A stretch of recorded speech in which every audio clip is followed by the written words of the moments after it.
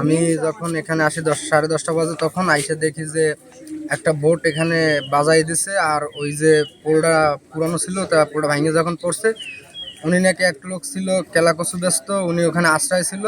আশ্রয় থাকাকালীন অবস্থায় ওনার উপরে ওই ব্রিজটা ভেঙে পড়ার কারণে উনি মৃত্যু ঘটে। তারপর ওনাকে উদ্ধার করা হয়, আমরা উদ্ধার করে ওনাকে লাশটা উপরে তুলি।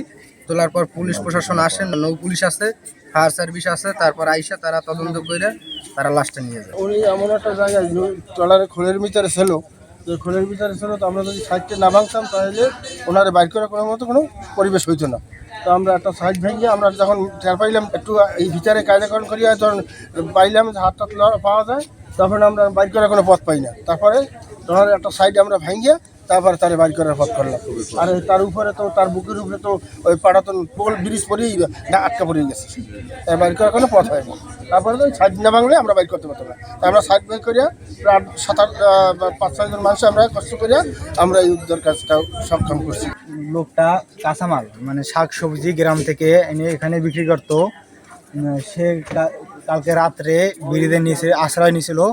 যে ব্রিজটা আগে একটু দুর্বল ছিল, তার জন্য ভেঙে পড়ে যাওয়ার কারণে তাকে উদ্ধার করা হয়েছে। তবু সে লোকের মুখ থেকে শুনছি সে হিন্দু, কিন্তু তার ঠিকানা আমরা এখনও জানি না।